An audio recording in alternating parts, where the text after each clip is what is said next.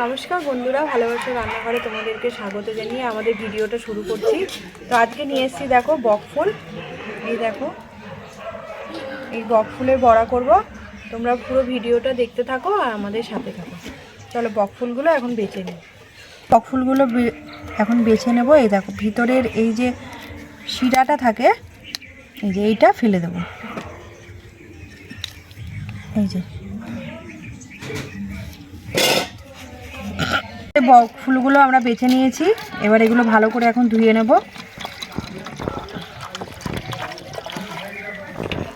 এবার বকফুলগুলো ধুয়ে নিই। একবার ধোবো না, আমরা আরেকবার ধোবো।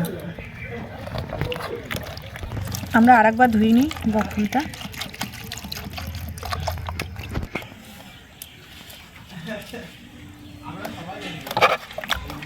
এবার বড়াগুলো ভাজার জন্য একটা ব্যাটার বানিয়ে নেব। দিয়ে দিচ্ছি প্রথমে বেসন,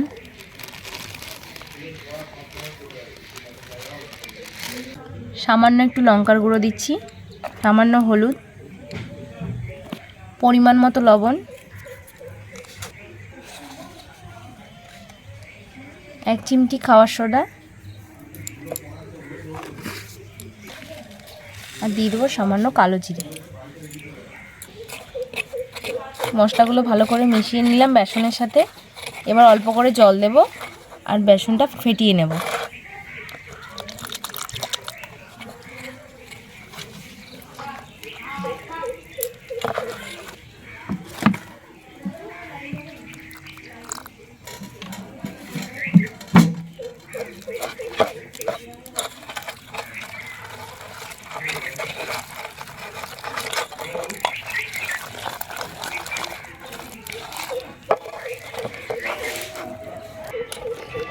দেখুন ব্যাটারটা আমাদের বানানো হয়ে গেছে। ঠিক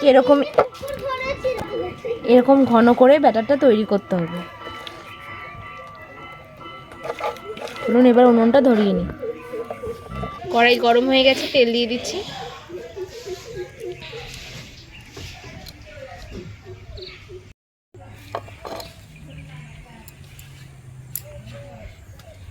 তেল গরম হয়ে গেছে, ব্যাটারের মধ্যে ফুলগুলো এইভাবে চুবিয়ে ছেড়ে দেবো।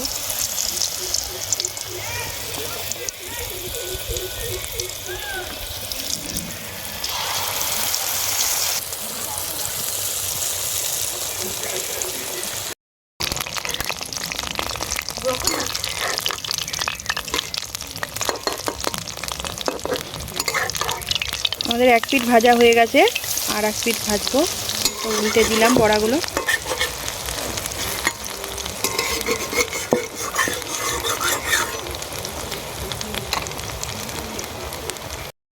আমাদের বড়াগুলো ভালোভাবে লাল লাল করে ভাজা হয়ে গেছে, এবার তুলে নিচ্ছি।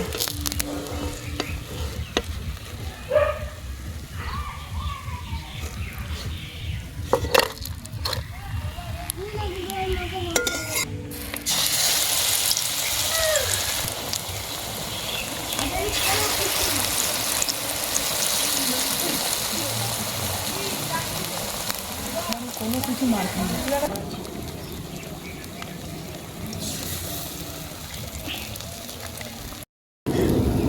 এই বড়াগুলো ভাজা হয়ে গেছে, তুলে নিচ্ছি। বকফুল কিন্তু খুব সুন্দর জিনিস। বকফুল কিন্তু হালকা একটু তেতো হয়, কিন্তু খেতে খুব সুন্দর। এই বড়া ভাতের সাথে,